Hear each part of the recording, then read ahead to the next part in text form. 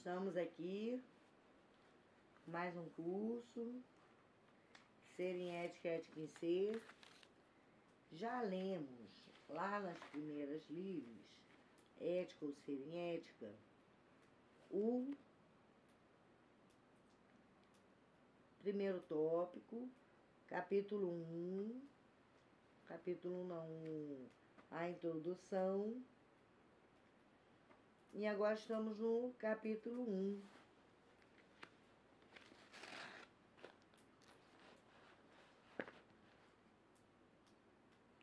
É minha tese de doutorado na Universidade Federal Fluminense em filosofia.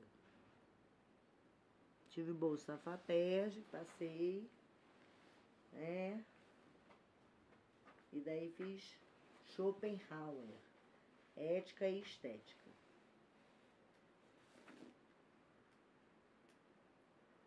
O reto discernimento entre a atitude acertada e a atitude errada, entre o bem e o mal, entre o bom e o ruim, é o papel da ética no humano.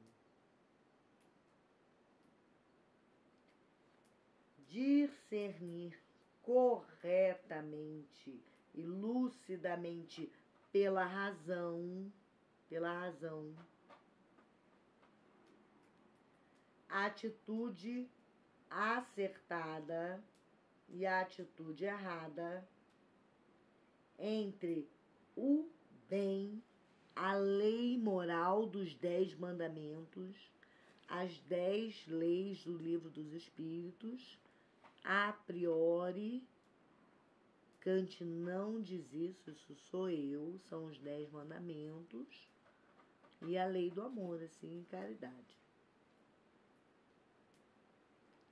E o mal não seguia essa lei, seria ética moral.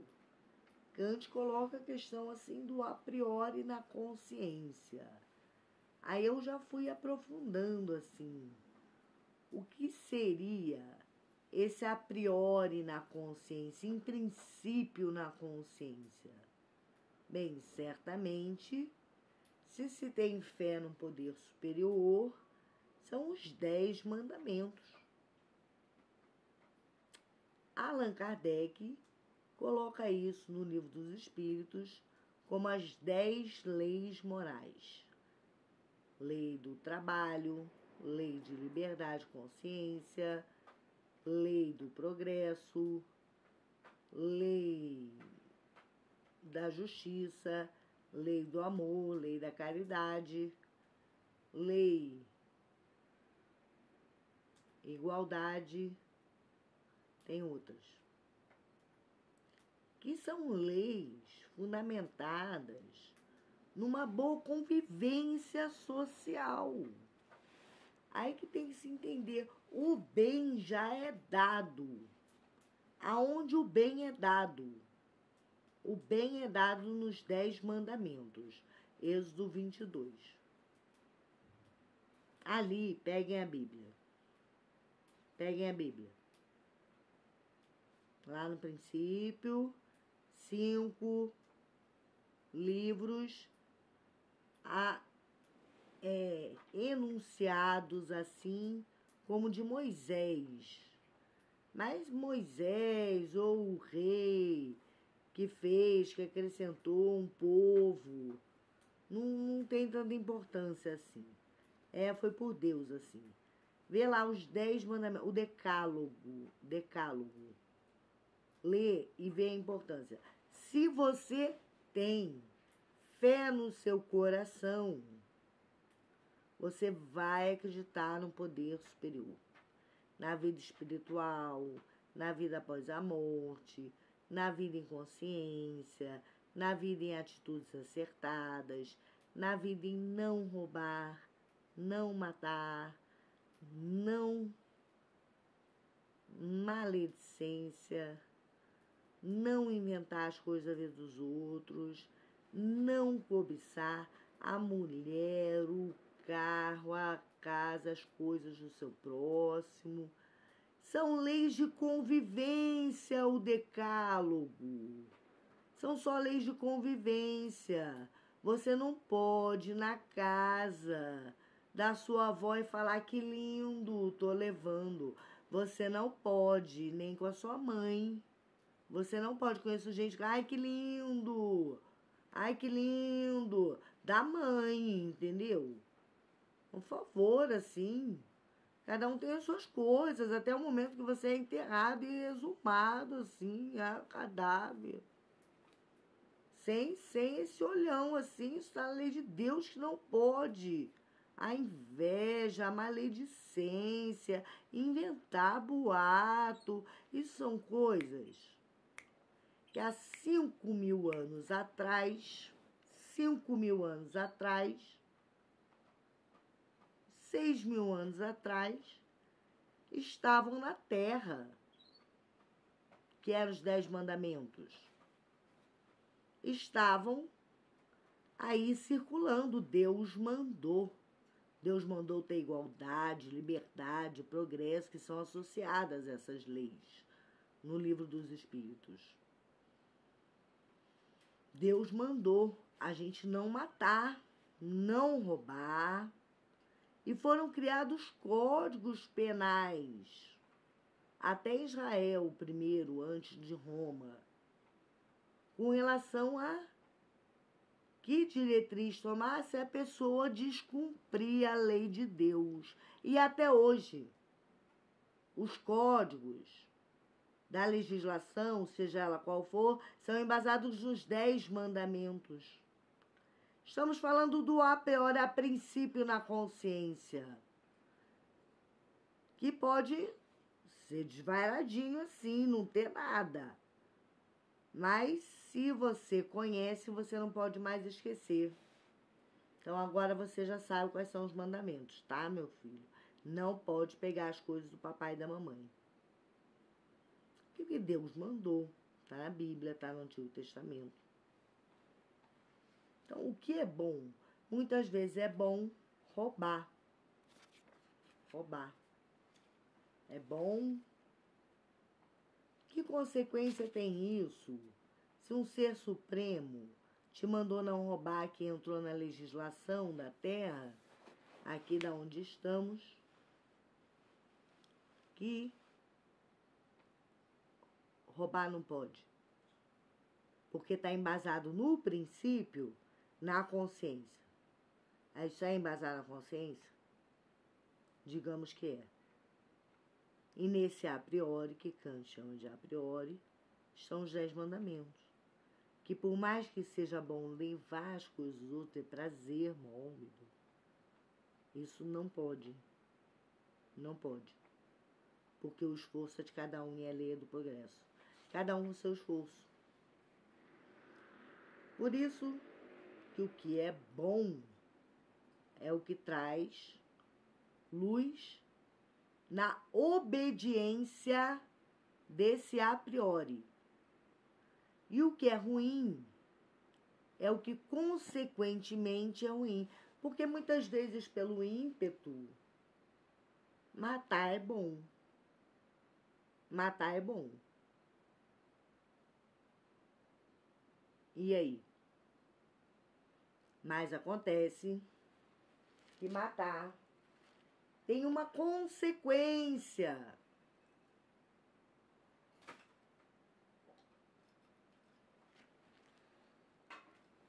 E essa consequência, em muitos lugares, é a retirada da própria vida. A pena de morte. Que não defendo, não. É outro assunto ético. Não defendo, não. Mas, assim, é muita responsabilidade você tirar a vida de alguém, mesmo que essa pessoa estiver matado, assim. É o papel da ética no humano. Para que estudamos ética? Para ter o reto discernimento entre o bem e o mal, o bom e o ruim. O que é uma atitude acertada e uma atitude errada. A vida se dá em acontecimentos, encontros. E o discernimento, procurem em dicionário,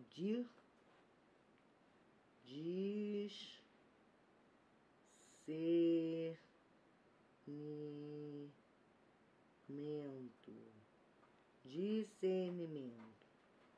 E o discernimento faz com que o ser construa a sua realidade, em primeiro lugar, vida e escolhas, para que seja o ser que delibera e escolhe em liberdade de ações, e em conformidade sempre com o que age e pensa. E escolhe. Delibera e decide. Isso é ser ético, autônomo. Essa questão aqui é a questão da autonomia. Autonomia.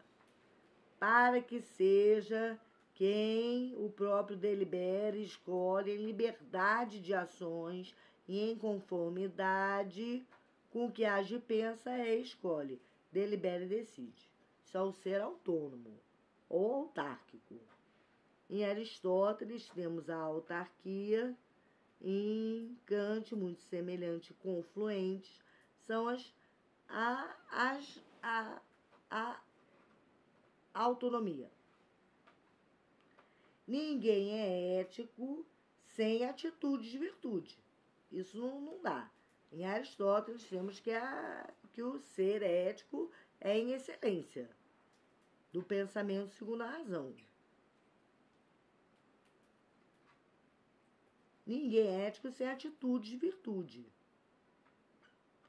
E é sempre da mesma forma e sempre no mesmo lugar, porque a vida traz desafios e o ser dá soluções nas suas atitudes e decisões frente a esses. Esses são os encontros, os acontecimentos. Estou andando na rua, encontro uma amiga, é um acontecimento. Ninguém me conhece, sou sozinha. Sei lá. Estou andando na rua, decido visitar uma amiga, um amigo. Isso gera acontecimentos éticos, são encontros. Serem diz respeito à praxis, ou seja, o ser que se faz e se dá no momento que ele toma a própria atitude. E assim cria a decisão, faz acontecer a realidade e constrói a realidade através da sua praxis ou da sua ação. Você veja, mesmo um ser ruim, depois que conhece a lei, escolhe ter fé ou não. Você pode não ter nenhuma fé. E você escolher tudo. Aí pegamos Allan Kardec, pegamos a teologia também, Humberto Roden, o egoísmo e o orgulho. O egoísmo e o orgulho. Então, assim, você pegando tudo pelo egoísmo, que vem Jesus assim, Jesus, um código moral, é um código moral de algumas religiões. Fazer aos outros como quer que vos façam. Então, isso pauta uma moral sem egoísmo. Eu não vim destruir a lei, eu fazei cumpri-la. Mas há de se ver a lei do perdão, assim, entendeu? Perdoai 70 vezes 7 vezes. Então, Jesus vem cumprir a lei de Deus e acrescentar o código moral. Nesse sentido, a lei do egoísmo, da usura, das coisas contra a caridade, várias atitudes orgulhosas, vaidosas, humilhantes, odiosas, elas se tornam assim menos valorizadas no código moral. E as pessoas sofrem consequências. É aí que é bom, assim, ser vaidoso. Mas você fica com dor nas costas. É aí que é legal, assim, você ser o único do universo, entender o único do universo, assim. Mas você fica com falta de fazer, entendeu? Só ver televisão, tal, não sei o que, internet. Aí que é bom, assim, sei lá, para essas pessoas. Mas elas vão se emburacando e acabam tendo consequências novamente, voltando à ética, indesejáveis. Fala o que não quer, escuta. Fala qualquer coisa, escuta o que não quer, dizia meu pai. Fala o que quer, escuta o que não quer. Que as pessoas vão lá, falavam o que queria, escutavam o que não queria. Então, meça suas palavras que eu falava. A praxis é a questão da prática da virtude. O pensamento segundo a razão, o sentido orientador, tudo bem. Ou aprofunda, assim, um pensamento segundo o sentido orientador, assim, do logos, do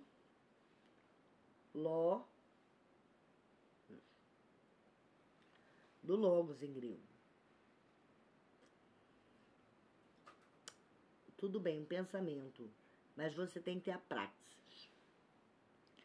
Praxis é a ação que se dá sempre que a vida nos traz uma situação que depende de nós para ser resolvida de forma ética. Assim, ninguém é ético. As pessoas tomam atitudes no momento que agem e fazem sua escolha ética frente a acontecimentos da vida, que são as circunstâncias concretas da vida e nas quais o humano tende a atravessar de forma ética, escolhendo entre o bem e o mal. Colocar atravessar porque, entre parênteses, praxis é exatamente isso. A ação de atravessar na relação ética as situações da vida e que a vida nos traz para tornar as atitudes em serem ética. Aristóteles, 2009, página 248. Serem, ou seja, a cada novo acontecimento da vida que exige uma decisão ética, você decide de forma que seu ser, o humano que és, logo com o pensamento racional, sejam decisões de verdade éticas, de forma que você atravesse a situação de forma que decida pelo melhor, e assim seja em ética. Os que examinam as ações e as situações humanas têm em vista o modo como é e não o que é eterno, mas o que é relativo e o que é agora no instante presente. Em Aristóteles, 2009, 248, Metafísica, 993b20.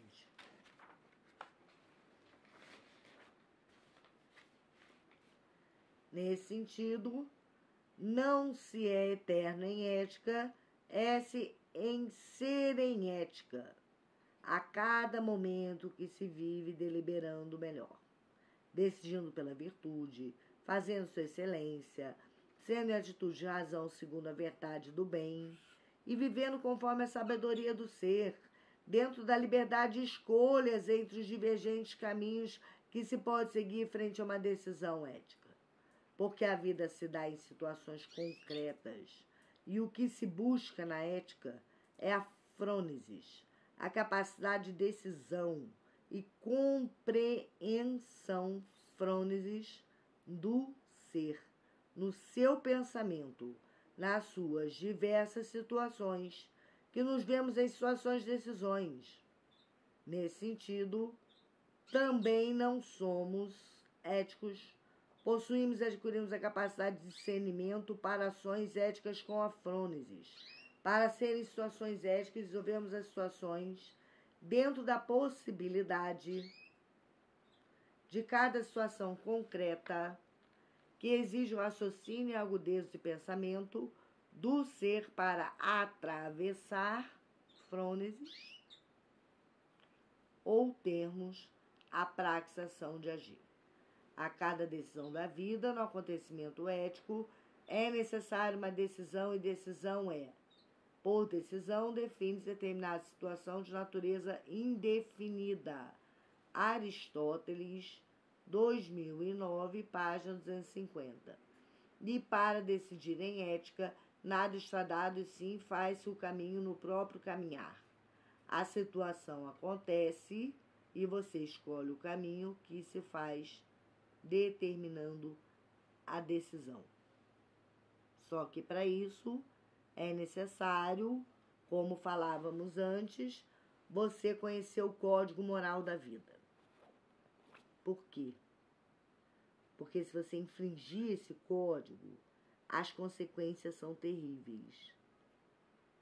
Como uma reencarnação purgativa, como se sentir espírito debilitado, como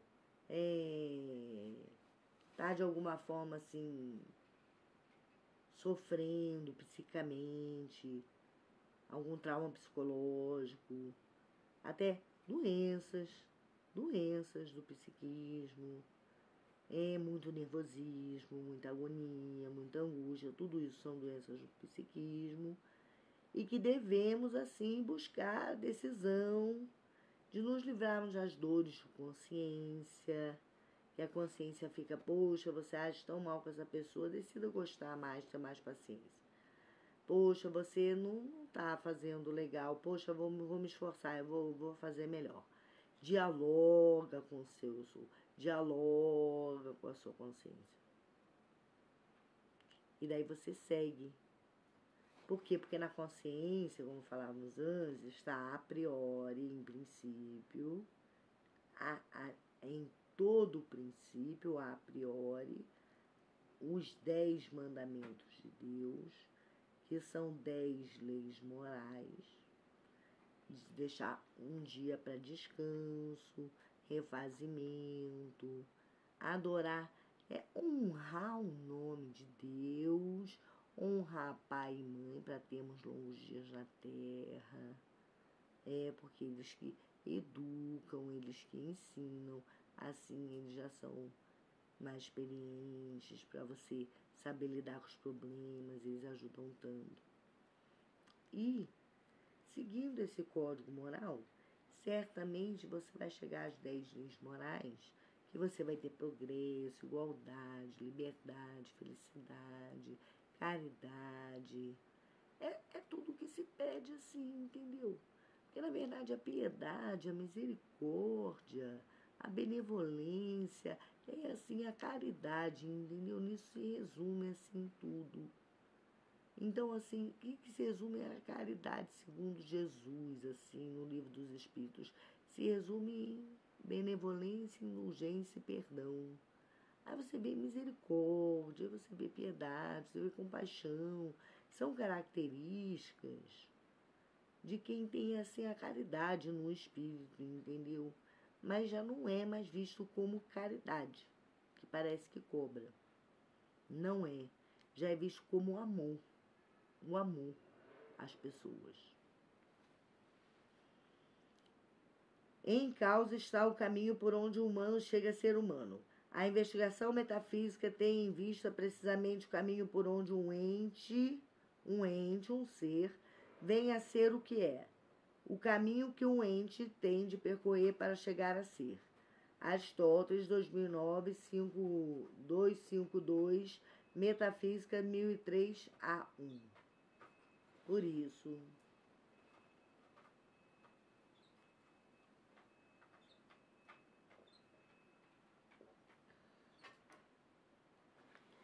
nessa investigação de Aristóteles, que eu sou filósofo, nessa investigação de Aristóteles, metafísica, do que um ente venha a ser, um ente venha a ser o que é, vem uma primeira, o que é. Essa aqui é a resposta para o comportamento ético. Ele deve ser ética, ser em ética. Mas assim, o que é o comportamento ético? Por isso, ser em ética, porque a ética é feita de atitudes que fazem cada ser chegar a ser o que é, através de tomar atitudes de praxe sem atravessar alterações de agir, de acordo com a sabedoria prática, frônesis, que fazem seu caráter ou de hábito de ser etos, até que o ente se torne sábio e constante no bem. Então, é para sempre que a gente vive essa guerra, assim, da ética, das decisões? Não. Chega uma hora, Kant nos fala, você é constante no bem e sábio, vivendo em si sua completude perfeita no bem em si. Então, assim, eu estava conversando com uns amigos, assim, entendeu? Aí falou assim, esse aí, como é que você tá? Tô em processo. Aí eu falei, mas isso tem que ter um fim, entendeu? Porque, assim, você tem que ter um processo, assim, ascendente, assim, rumo a algum lugar. Senão a vida se dá em processo eterno. Ele era psicólogo, então deu um processo psicológico do amadurecimento. Só que depois do amadurecimento, há de vir, assim, uma certa completude. E na ética se propõe viver em si sua completude perfeita do bem em si. A completude perfeita. Enquanto você tem mal e bem, você entra num processo. Depois que você só tem só bem, você tem a completude do bem. Pelo agir no próprio agir, na plenitude de ser o que é, sendo em ética a excelência da melhor parte do humano, do que é belo e divino, ou a mais divina das possibilidades que exigem nós. Ética, conceito de Aristóteles, 1177, 14 e 8. A excelência da melhor parte do humano, do que é belo e divino, ou a mais divina das possibilidades que existem em nós. Por que estamos falando do divino? Se a ética é o comportamento da melhor parte do divino no humano, é porque estabeleceu-se virtudes como bem. Para os crentes no Antigo Testamento, isso se dá no decálogo a priori, na consciência. Para os crentes de Jesus, mas eu acredito mais em Jesus que em Deus. É o amor ao semelhante. Para os crentes do budismo, seria assim a presença do bem, a plenitude, a compaixão, a plenitude. Para os crentes do espiritismo, seria você ser um ser iluminado, assim, a plenitude também. Tem que ver que todos os caminhos levam ao certo samadhi dos hindus, a presença do bem e o amor ao próximo. Então não é uma coisa de amor, que gostoso, amor com todo mundo. Não é assim, entendeu? Também tem uma história assim, dentro da praça e tal, não sei o que. Aí o cara, ele falou bunda no telefone. Eu tô, tudo bem, ele ali, eu aqui, amor incondicional. Cara, não dei lugar pra ele olhar pra minha bunda. Aí não gostei do amor incondicionalzinho que Deus pega. Mas tudo bem, mas fiquei equilibrada, entendeu? Fiquei equilibrada, assim, pra ele estar em cima de mim, entendeu? Aí eu fiquei equilibrada assim. Mas tá vendo isso? Que é o amor incondicional. Tem que ser pautado pela lei da justiça, amor e caridade. Primeiro, justiça. A primeira falha, você perdoa, eleva, tal. Depois que mostra a cara, você afasta. Porque não adianta brigar também, senão você vai estar sendo igual a ele, entendeu? Então,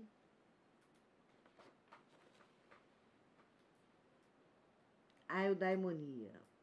A eudaimonia, que vamos falar semana que vem, seria a questão assim, eidaimonia.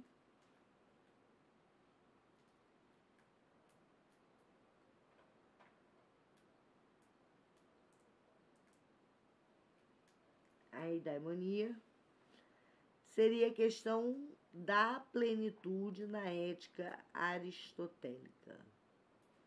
Agora nós vamos começar com conceitos de Aristóteles. Eidaimonia, atividade da alma de acordo com a excelência, sentido orientador, praxis, metron, contemplação e compreensão, amado dos deuses. São 7 capítulos, não sei quanto tempo demoraremos em cada um. Esse curso não tem previsão de ser rápido, pretende abranger a ética em ser em ética, ética em ser. A ética em ser seria a questão da plenitude. E daí nós vamos ter a eudaimonia.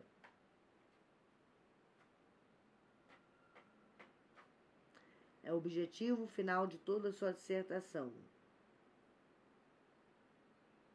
O sentido da felicidade é uma certa atividade em exercício de acordo com a excelência.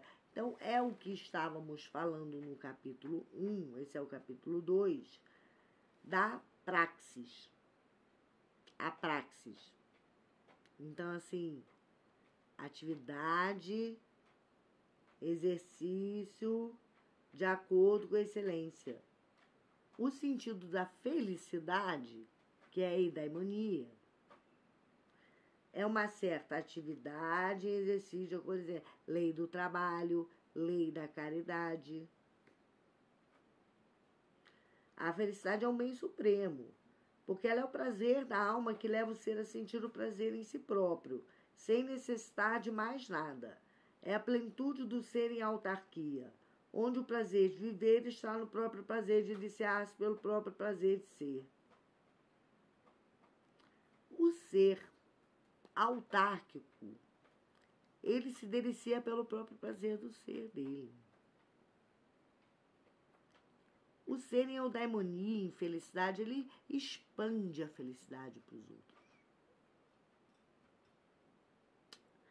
Só que para você conseguir chegar na felicidade perfeita, na completude, na eudaimonia, você precisa da praxis da virtude, aonde a virtude, leis de Deus na consciência, livro dos Espíritos, aonde as leis de Deus na consciência, num decálogo, aonde conhecer a priori, conhecer no eidos, na ideia, conhecer na ideia, no eidos, passar, métex, conhecimento do perfeito, e mimesis,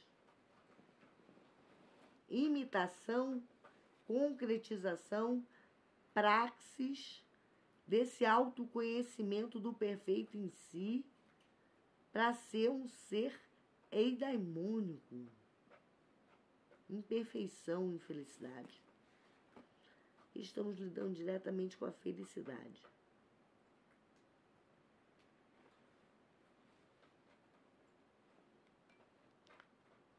Eu, bem de bem,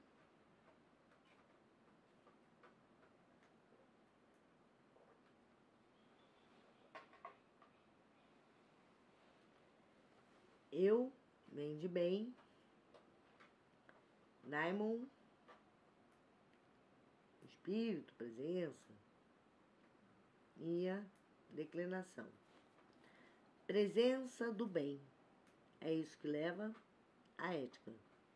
E assim, para você conseguir, na ética, ser feliz, você precisa da praxis, da frônesis, da razão entrando no pensamento moral.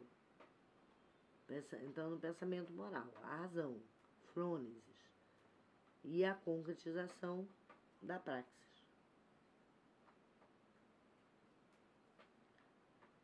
Pode ver. Dicionário de Filosofia, Lalande. Tem boas definições dos dicionários de filosofia sobre o que eu estou falando. Praxis, frônesis.